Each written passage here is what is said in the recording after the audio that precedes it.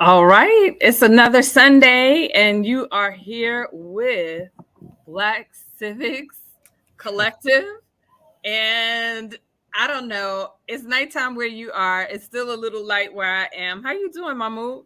I'm doing good. I mean, it was a beautiful day today, but like you said, it is getting a little dark outside. Still though, it was a really nice day. How about down there in California?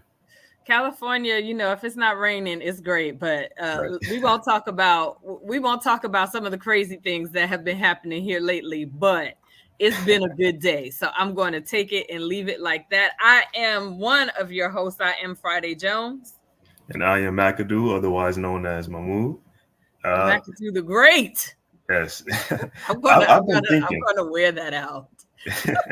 So I've been thinking, right? The Emancipation Proclamation, that was an executive order, That and was an for some executive reason, order.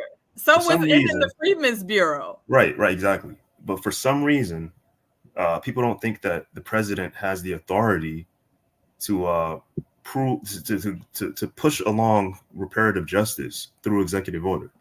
Um, but the president does have that authority, and whether it's Biden or whether it's Trump, we plan on bringing that to their desk and telling them that look, you have this authority.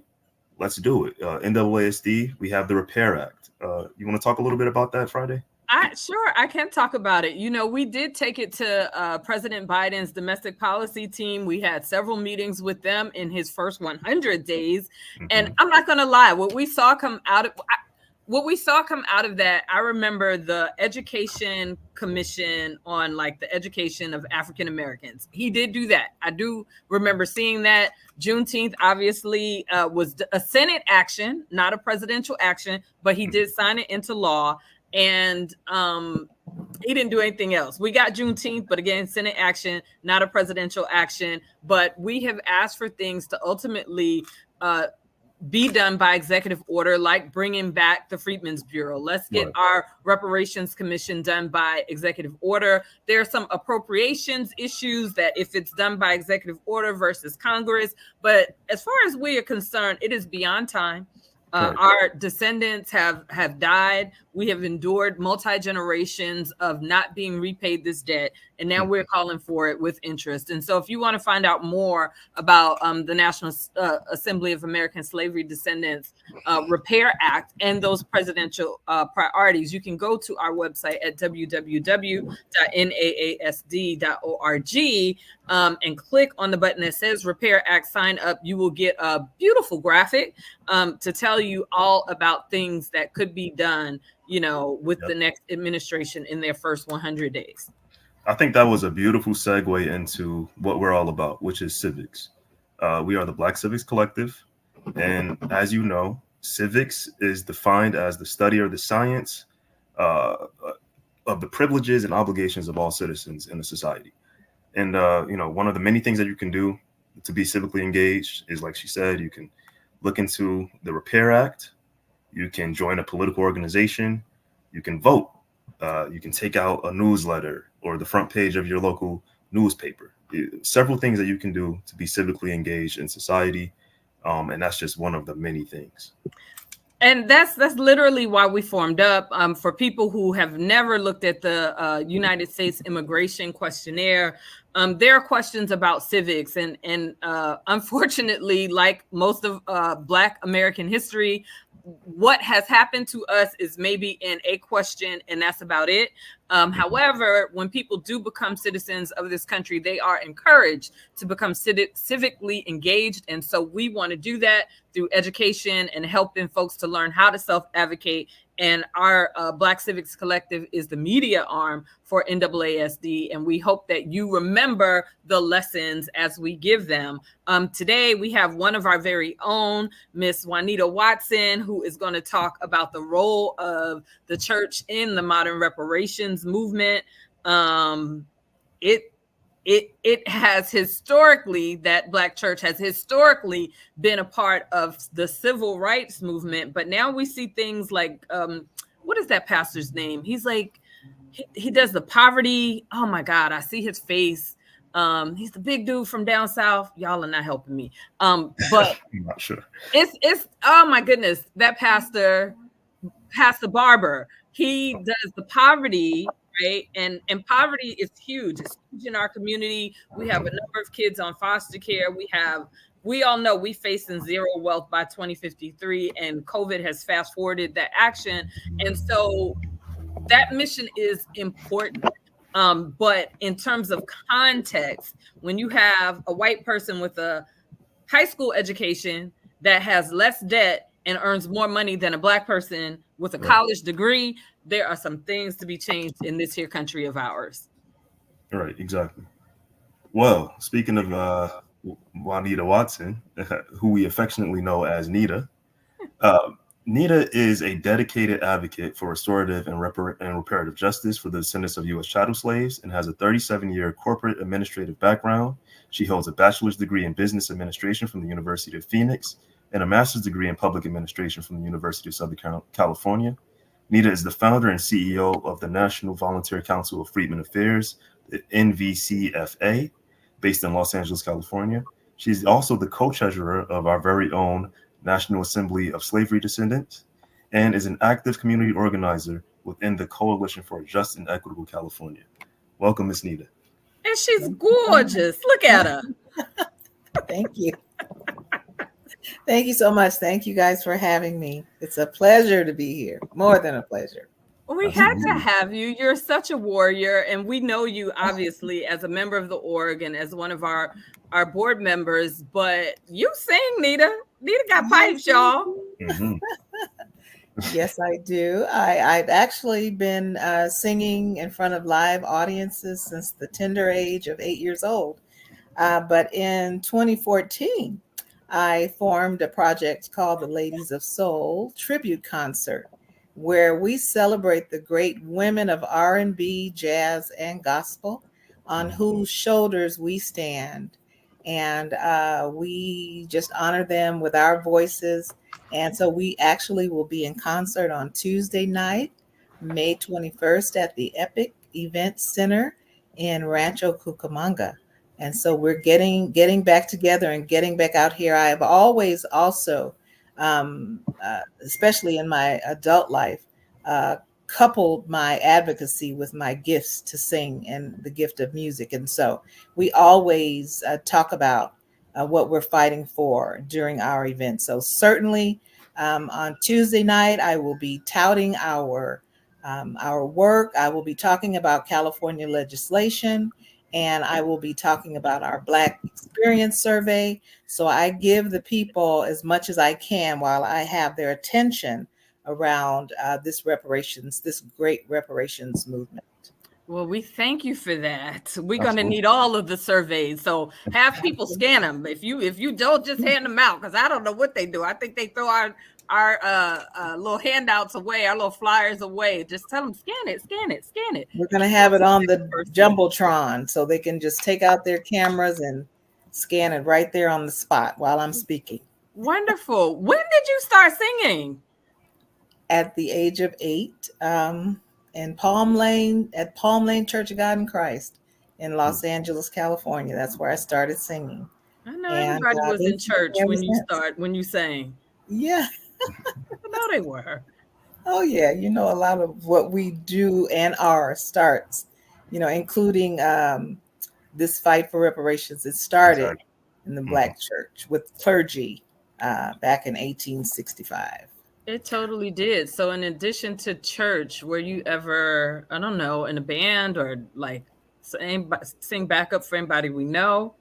Yeah, well, actually, my brother, one of my younger brothers, was a part of a great duo called Impromptu. You all may have heard of Johnny Britt out of Chicago, Illinois, and my brother Sean Thomas. They formed that group, and they did probably in 16 years, probably about 5 albums together. And so I traveled all over the country singing background for them. But that was before I started my own project. And so now the Ladies of Soul, we do our own thing. And like I said, we're going to be showcasing these wonderful women's talents on May 21st in Rancho Cucamonga. They are all awesome vocalists. Yes. Absolutely. We wanted to talk a little bit about your reparations work within the church itself. Yes. Because you're also doing a lot of great work there. Can you speak a Oh little yeah. bit about that? Oh, absolutely. As a matter of fact, I have created a wonderful relationship with the folks down there at Loveland Church in Fontana, California. Pastor Chuck Singleton and his beautiful wife, Charlene, have literally opened their doors and their heart to our work and our movement.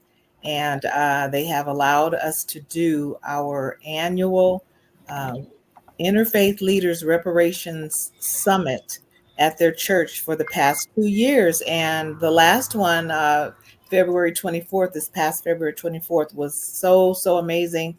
They're looking forward to doing it again. And so we're going to make it bigger and better next time. We've always been able to call on our fellow reparationists in this movement from CJEC, from LEAP, and definitely NAASD.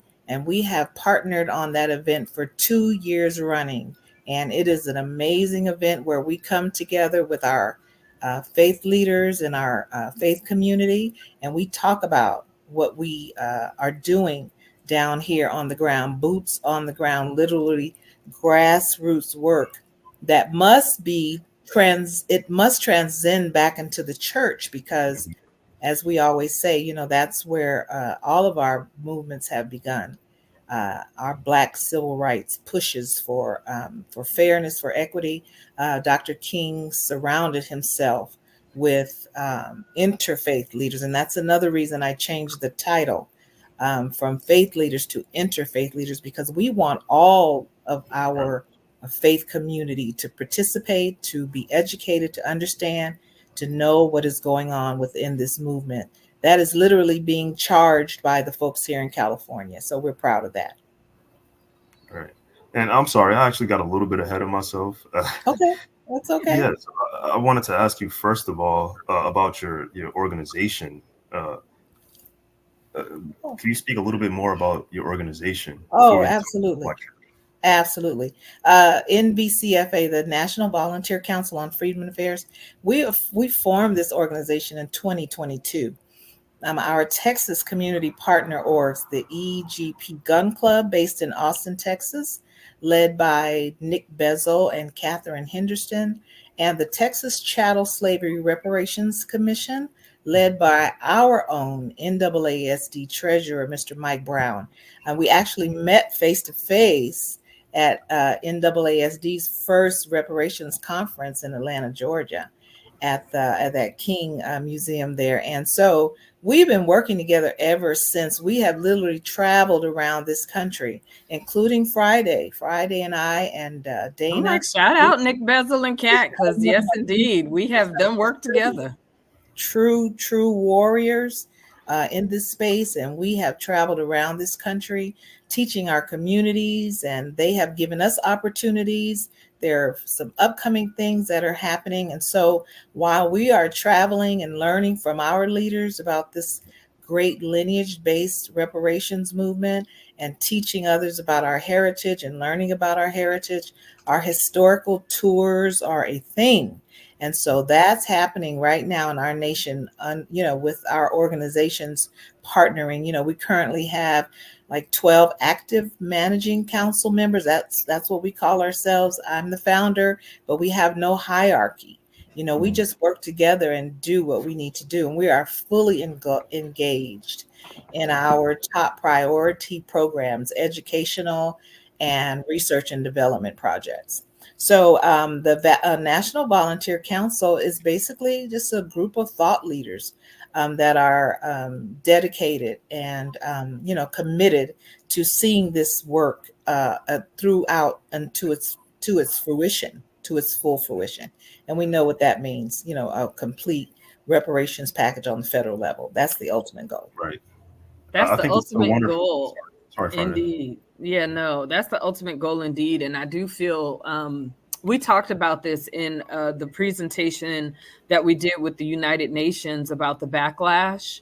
And what are your thoughts about the legislative backlash? Because I know, Florida, they're trying to change their constitution. We can't even change America's constitution, but there is someone down in Florida trying to change the state constitution.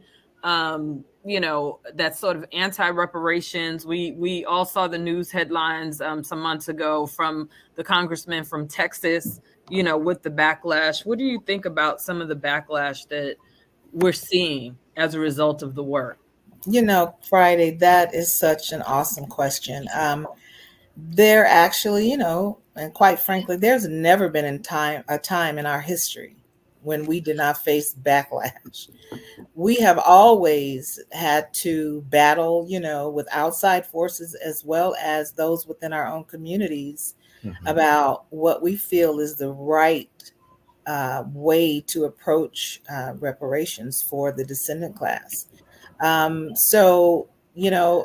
traveled to Tulsa with the gun club a couple of months ago, and I presented an idea to one of the folks that we were meeting with over lunch, who literally, because of the fear, and that's just exactly what it is. It's fear of backlash that we may have to rethink our strategy on our educational program down there for the young people, because we're going to run our pilot out of Tulsa, Oklahoma. And so we may have to do it virtually because people are still very, not sure about how this message will be received. And so, but that has never stopped us, and it won't stop us now. Again, we will have to rethink, in some parts of the country, you have to use a lot of wisdom, and you have to meet people where they are. So, but as far as backlash, we have always had Right. to kick against every obstacle possible just to try to get some type of repair.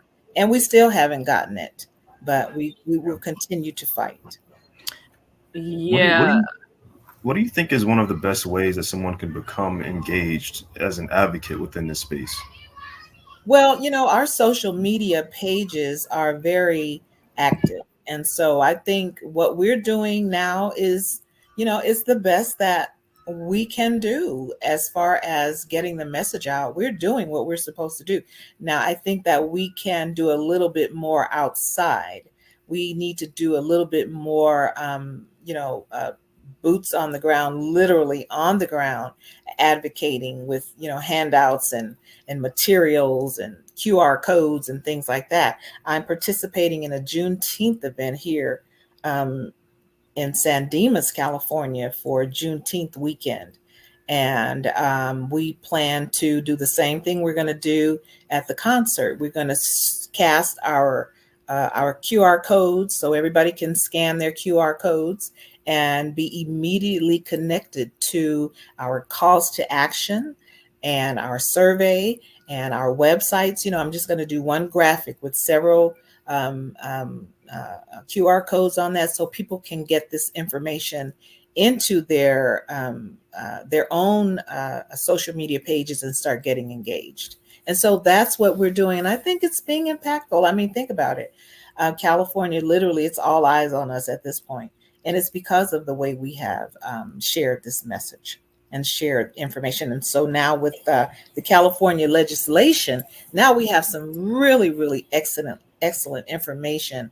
It feels a little bit more tangible when you can say this bill is passing through the legislation. It has passed these steps and things like that. It's very encouraging. And I talk to people every day. Every day I talk to people on the phone. I talk to people on social media about what's going on here in California. And I mean people around the country. So again, like I said, we're going to start our pilot program for our youth advocacy program in Tulsa. I traveled there with the Gun Club. That was my first time being in Tulsa, Oklahoma. And this annual event that they do, I think that was like year 4 or 5, um, they gave us the floor, literally. They titled their event California Reparations Legislation. And while I had the megaphone in my hand, SB 1403 had passed out of that particular committee that we were waiting for it to pass out of. So we're talking about real time information that people can appreciate because they can see it and they can research it for themselves and see what's happening. And so Yeah. We really are at a point of just living the history. It's incredible because you don't, that's not lost on too many. That's not lost on too many of us at all. Whew, it's just, we've done some really, really phenomenal things together, and it just, the fact that you're starting in Tulsa. I know some folks from Tulsa, Oklahoma, and they talk about learning about what happened, and what happened in Tulsa, Greenwood, was the dropping of bombs by, I don't know where y'all get your petrol from, but if ever you should boycott, it's those green and white. God, they're right on Slauson and La Brea. I forget the name of that green and white company. I will look it up when we come back from commercial break. I will definitely have that information for you. But they didn't learn about the history of Tulsa, and they grew up in Tulsa. Yes. And so it's not the fact that you were going back there in particular to start with an education, I think is, important, because we know the people who have literally held on to life 100+ years waiting for justice. They have not received justice for the bombings that happened in Tulsa at all. Do we remember how many survivors are left living now? I think there's 3, maybe. I think there's 2 or 3. One just passed. Mm-hmm. Yeah. Wow. It was 3. Yeah, and they're over 100 years old, right? Yes. One just turned 110 yesterday. The elder Mother Fletcher, who wrote that book, she turned 110. If it wasn't Friday, it was Thursday. But this in May, I'm acting like it was yesterday. But in mid-May, she turned 110 years old. Could you imagine the amount of will that takes? Waiting for justice. The history that they have, we're just learning some of it. I had the pleasure of being able to speak at that rally, but before I got there, I did not know that Oniok Field is built on top of our sacred burial grounds in Greenwood. As we all know, they bombed and destroyed Black Wall Street. But the theme was California reparations legislation. Why? Because the legislation that we have been blessed to be able to champion is literally it can transcend any municipality, any state, any government, any laws that we have passed here in California and are going to be passed, transcend to other states. Now, what I did learn, unfortunately, is that Oniok Field and their team is called, mind you, the Drillers. I thought that was really, really cold. You call your team the Drillers, top of our sacred burial grounds. And that's where our natural resources are, which is why it was bombed in the first place. But just the fact that this is a Dodgers minor league team.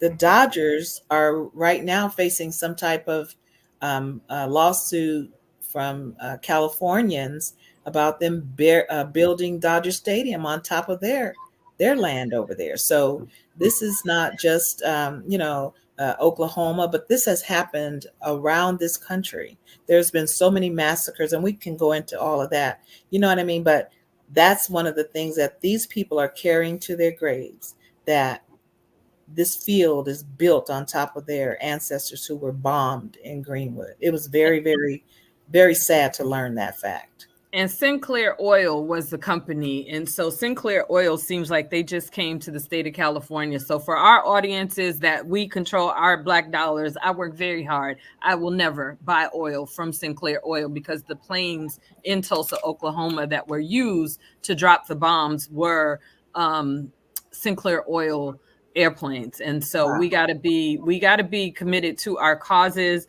I just want to give us we're talking, and this is so rich and this is so exciting. I want to just take a quick pause because we do have a couple of commercials that we need to run in between segments. So we are at the Black Civics Collective. Mahmoud, you take it. I'm done.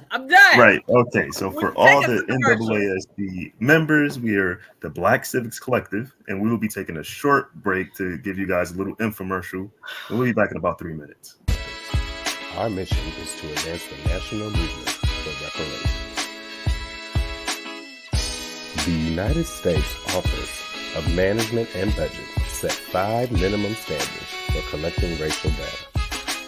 The Black race is defined as a person having origin in any of the Black racial categories of Africa. NAASD has recommended that the OMB disaggregate data to accomplish 3 goals: decouple race from ethnicity, create an ethnic term that exclusively identifies descendants of persons enslaved in the United States, and create an ethnic term that preserves the American freedmen political status. The ethnogenesis of the African American identity is a result of ethnocide. The identity is from a people with shared history. Race identity plus ethnic identity equals peoplehood. Together, we can fix this dilemma with the OMB. We can build a coalition, grow the movement, and create a unified demand. What can you do to get involved? You can join NAASD today at www.naasd.org.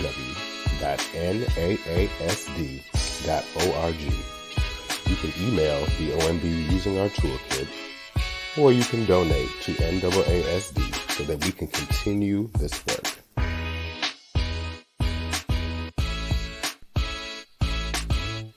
Thank you for your time, and stay connected with us on social media at NAASDORG. We are on Twitter, YouTube, Instagram, TikTok, Facebook, and LinkedIn.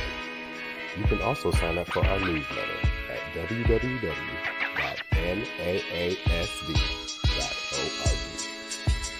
All right, so we are back. I'm your host, Mahmoud Shabazz, along with Friday Jones and our wonderful guest, Miss Juanita Watson.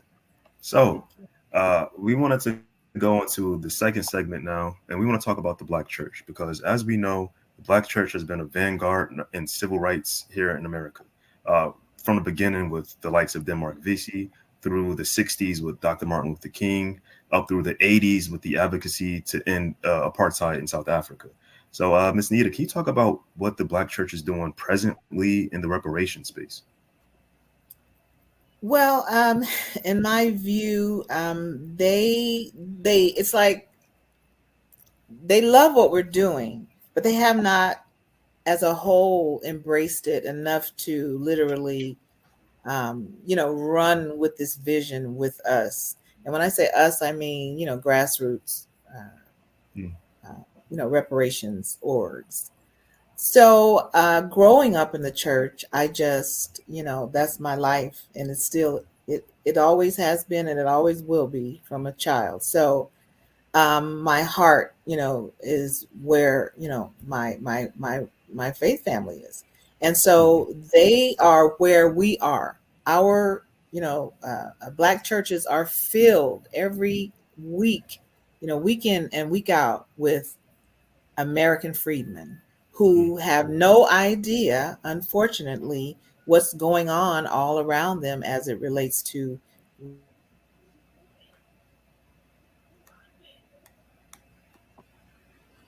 Oh, it looks like we're having a little technical difficulties. Can you hear me? We can hear you now. Welcome back. Oh my goodness. Okay, so you froze for just a couple of seconds. Okay. So, well, I was just saying that, growing up in the church, I felt it was necessary for me as a pure reparationist to, just share this message with our faith family. And so that's where that program, the Interfaith Leaders Reparations Roundtable and Summit, came about, because while the church houses us every Sunday. Our churches are filled with American freedmen, right? Mm-hmm. Every week. That's where we are for the most part. And so when it comes to the faith community, so, we just felt that it needed to be spread within the church. as well as on the streets. If you could say something to pastors, we had a past show with a powerhouse, Janice D. Hazel, Detroit commissioner, reparation commissioner. She talked about the arts being part of the movement and how back then people really took risk with their careers in getting behind the civil rights movement. But it happened, whether it was Harry Belafonte, whether it was Stevie Wonder, Smokey Robinson, they lived through the whole segregation and had to almost do that green route, in terms of their travel where they could and couldn't stay, but they put their careers on the line to support the civil rights movement. And, we're in an era that has like the AME church may have been that church that started that, Black folks started as we came out of servitude and slavery.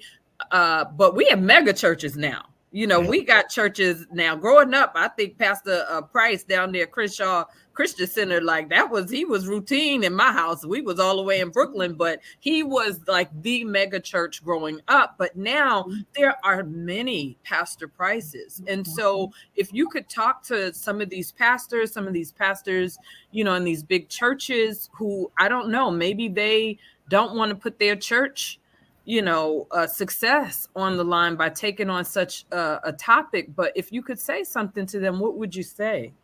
Well, I could understand how it could be, a little bit, tough to embrace this philosophy because so many of us still feel like, the reparations that we will be receiving should be spread across all Black people in this country. And so there's a divide right there. And I think a lot of it is just mis and disinformation. And so once again, as with Pastor Chuck Singleton and Pastor Charlene, I was able, and they were humble enough, and this is why I love them so dearly. They were humble enough to listen and hear me out. We've had many, many, many discussions, long discussions about lineage-based repair. And so I believe finally there was a breakthrough. And so the understanding is it's very clear now. And so the whole goal of bringing that into the church is to do exactly that. Just give us an opportunity to share with you the truth about why we're fighting for reparations. And then now we've come to know the constitutionality of it. And then, it makes it a lot easier to explain now. For the first 5 years, Friday, it was difficult to help make people understand why we fight for lineage-based repair. But thankfully, because of the recent legislation that has been passed in the state of California, it makes our job much, much more easy to explain. Now we have to teach about the history behind all of it and lead everybody that don't know to where we are as far as our knowledge and understanding of how we got here and and how we're going to get ourselves some justice finally in this country now. But as it relates to the church and my life in the church, me singing in church and being a part of various different ministries all across greater Los Angeles all of my life, I have a lot of pastor friends. Matter of fact, Pastor K.W. Tulas is the president of the Baptist Ministers Conference. He was the president of National Action Network LA. I worked with him for 5 years. He and Pastor Mosley, Jonathan Mosley, and so many other members of our clergy in Los Angeles and just greater Los Angeles and abroad, Northern California, all up and down. And so we have a lot of contacts and we have a lot of friends. I have a lot of friends in the church world. And so it's not going to be difficult for me to sit down with them and have these discussions. We've already began with many of them having these discussions. As a matter of fact, my dear friend Lori Condinas is now the president of the National Action Network LA chapter. And they had their annual Women's History Brunch last March. And I was privileged to be a guest, and they allowed me 5 to 10 minutes to speak about California reparations legislation. It was an amazing opportunity, an amazing opportunity. And so with that, we're going to continue to build these partnerships, build these community coalition, just the whole principle of who we are and what we are, and come together and meet meet with other minds who may not have, all the information, how to gather it and but it's our job to share and educate. And that's another big part of the volunteer council. That's what we do. We educate. Speaking a little bit more. That. Sorry. We definitely need that. And so I just want to do a call to the churches that were part of my upbringing. So I'm calling out, I'm going to go to Christian Camp, Sunshine Acres. That's the Christian camp I went to as a kid. I'm calling out Abyssinian Baptist Church in New York, one of the largest Black churches, which produced Concord Baptist Church. That's the church I grew up in. So I'm calling pastor from Concord Baptist Church. I'm calling pastor from Whitehall AME Church down there in Jenkinsville, South Carolina. That is the AME church that my ancestors helped to actually found down there in Jenkinsville, South Carolina, the United Martin family. So calling on these churches that grew this little girl from Brooklyn into the grown woman that she is, because so many of us were raised in a church. And my great grandmother, God bless her, and may her soul rest at ease, but taught adult Bible school up until her 100. So with that said, them people know who Mary Davis is. They know who Mildred Jones is. And so those the Brooklyn people, you all know who those women are. And it is from our ancestry, our history of sharecropping, us going through the Great Migration, and then finding, the church was the safe house. The church was where you could figure out where you were going to live, how you were going to live. It was really a lifeline to jobs, to sometimes for banking, because we couldn't even bank with white folks. Like, the church has its history. So I just wanted to put that call out there to those churches that were very instrumental in making me who I am, because I think that's important, and the work you're doing is very important, Nita. Oh, you made some very, very great points about some of those huge religious institutions. I have discovered that members of my family, my ancestors, were instrumental in starting the Church of Christ. Kojic, okay. Arkansas. And many of you who know me, my cousin is Bishop Charles Blake. All right, Crenshaw. West Angeles. Right here, up the street and around the corner. That's right. My cousin was just as pastor. My mama calls him Charles, and I do it too, but I'm out of respect. Bishop Blake retired, and his son, Lawrence, has taken over the church that I just told you guys. I started singing in at 8 years old. It's like full circle. So we definitely have to reach out to these churches, these mega churches, small churches, storefront churches, in the front living room churches. Everybody needs. We know them churches too. I can't remember the one when I first got to California down in Long Beach, but that was one of them little churches, baby. Everybody, you move your seat, you might shake the whole building down. I know about the churches too. Exactly. And so that's where we are, and that's where this message needs to, be shared and spread and permeated. Yeah, I think that was a great segue into my question that I had about the annual Interfaith Leaders Reparation Summit. I wanted to ask you, how do you envision that expanding over the years to come? Because I know you talked about your breakthrough with the Loveland Church and, your friendship that you have with the leadership there. How do you envision that in 5 years, 10 years? I would like to see that turn into a multi-day conference. That's what I'd like to introduce when the next time we meet, because after our February 24th event, folks are excited. Pastor Charlene, I love her so dearly. She's like ready to, throw her resources and her alliances behind this thing, because it has the potential to reach what we're saying Friday, reach those churches, reach those pastors, reach those leaders, because Pastor Chuck and Pastor Singleton are very, very renowned in the religious arena. And so they're very respected. And so it's a privilege and an honor just to be considered worthy to carry this message to their alliances. So look forward to hearing from us about a save the date for February. That's our annual. We're going to do it every Black History Month, if we can help it. And so look forward to hearing more about that soon. I want to share this with you. You guys know I'm still a commissioner with the city of Los Angeles under Capri Maddox and the Department of Civil and Human Rights. They have an interfaith commission, I almost want to say, but they have an interfaith body. And we can talk about that offline, but that's something you should know because you're in LA to expand the work that you're doing.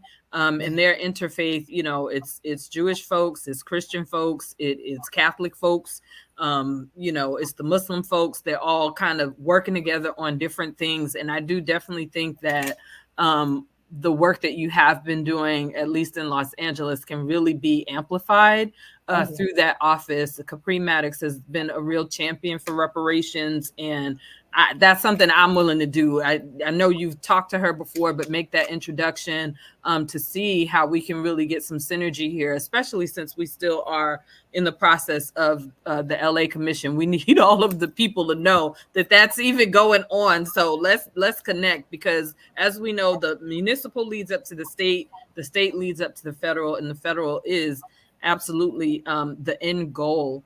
Can you talk a little bit, Nita, about the Houston, Texas, because you use the word cultural immersion.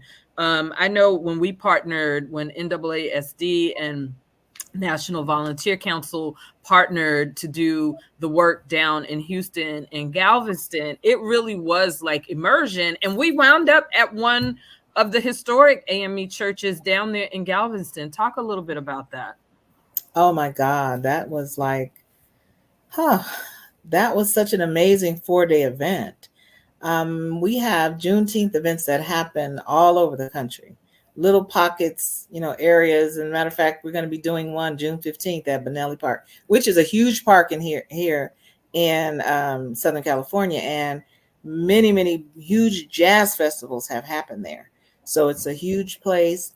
But so that event is the 4-day event that we did is like, it was so historical. It was so just eye-opening, and just to be down there on the actual soil of where our ancestors, literally are buried, where they built and picked cotton and built this nation, made it the most richest nation in the world. Yeah, Galveston was one of the, if not I believe it was the largest exporter of that particular port, was the largest exporter of cotton from the United States during the slave years of the nation.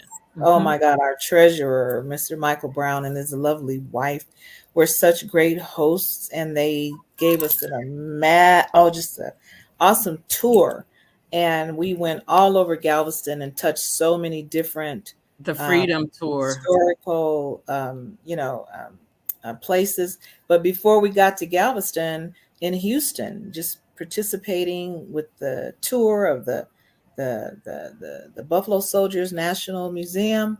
Everything that we did down there, those 4 days were just incredible. And I would love to do it again, but we would obviously have to do that maybe every other year. Maybe next year we can do it again.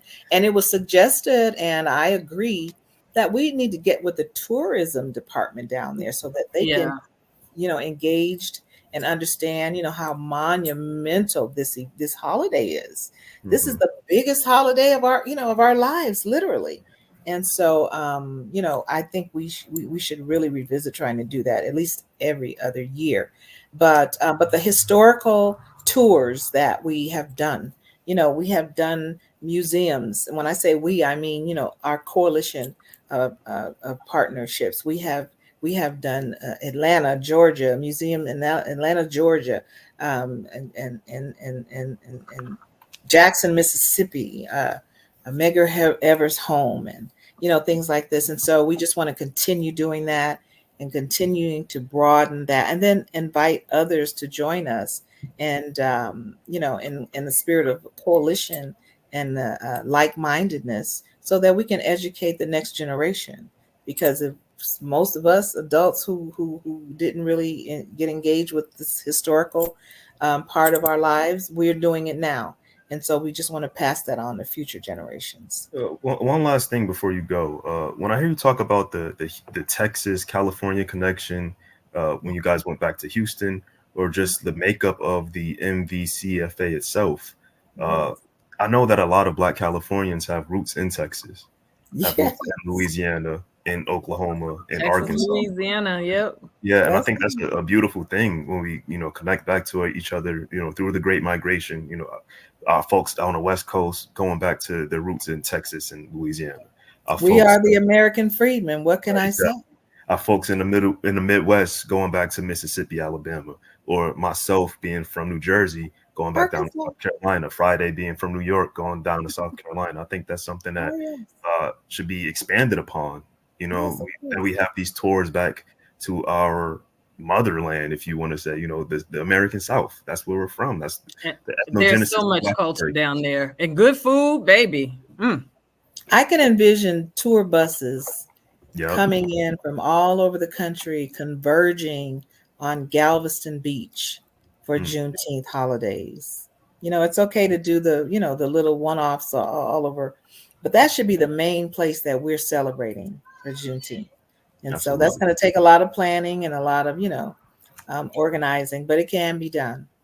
We've proven that, haven't we, Friday? It can be done. It can be done, and it can be done on a dime, too, because Lord knows, we didn't have a lot of funding to work with. So any funders who are interested in expanding cultural immersion experiences, you can reach out, obviously, to Miss Juanita Watson of the National Volunteer Council on Freedmen Affairs, as well as the National Assembly of American Slavery Descendants, because yes, we both organizations, and I'm sure Nita can say, we will gladly take your donations, because these cultural immersion experiences for participants in terms of feedback have been not only enriching, but very emotional, reminding us of who we are, reminding us of what our grandparents and great grandparents and 6, 7, 8, 9, 10 generations of our family members, what their lives were like. And it's important for us to honor our ancestors, which is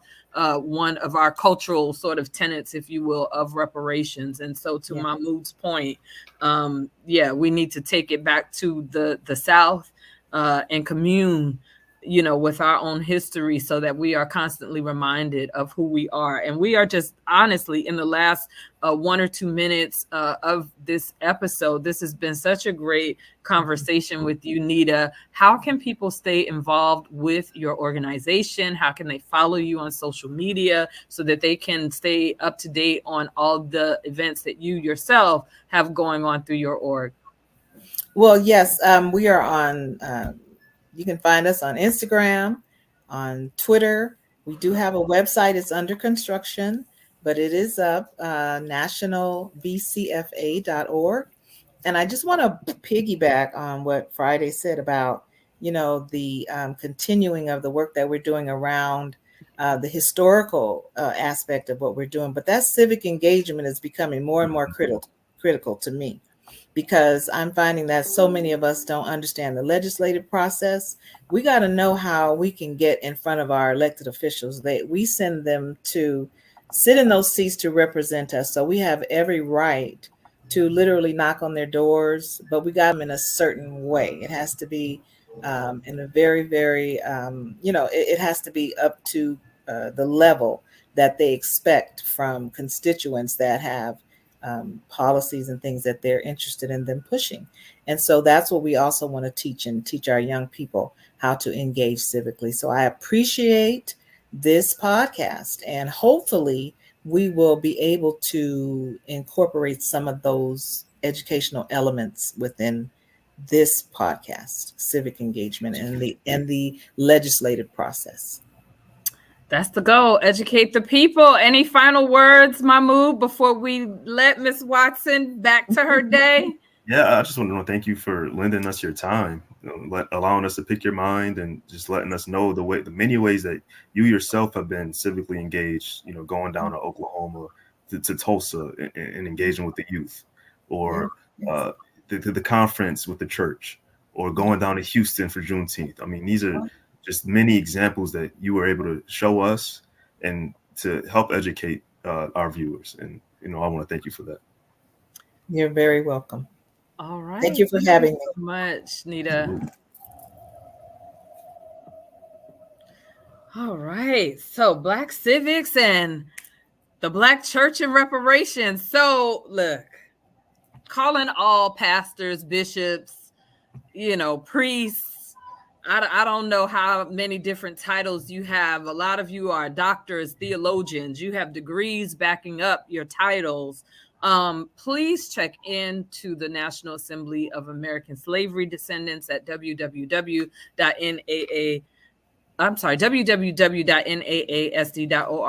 and make sure that you are staying in tune with us, knowing about some of the things we have going on, like our Black survey. We are doing a national Black survey. You can pull out your phones, you can scan the QR code, and the purpose of this particular survey is to hear specifically from American freedmen. If your grandma and grandpa were sharecroppers down, probably looking and talking to you, but scan this QR code because we want to bridge what people's understanding of reparations is. We want to bridge the understanding that people have with reparations, because people don't necessarily see how reparations is and can affect their everyday lives. And this survey will help you to envision. We have 20 policy memos that we really want to prioritize our education on in 2025.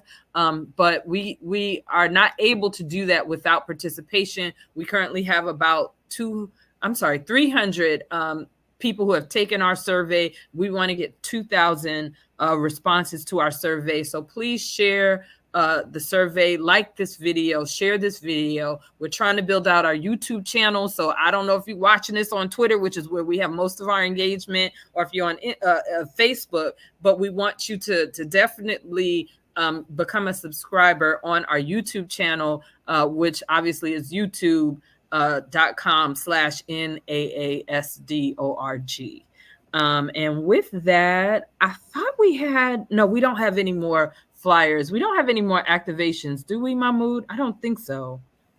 Is it over for California and New York? Are we showing those again? Well, no, I don't have any new activations from them just yet, but Our next show will be July 28th.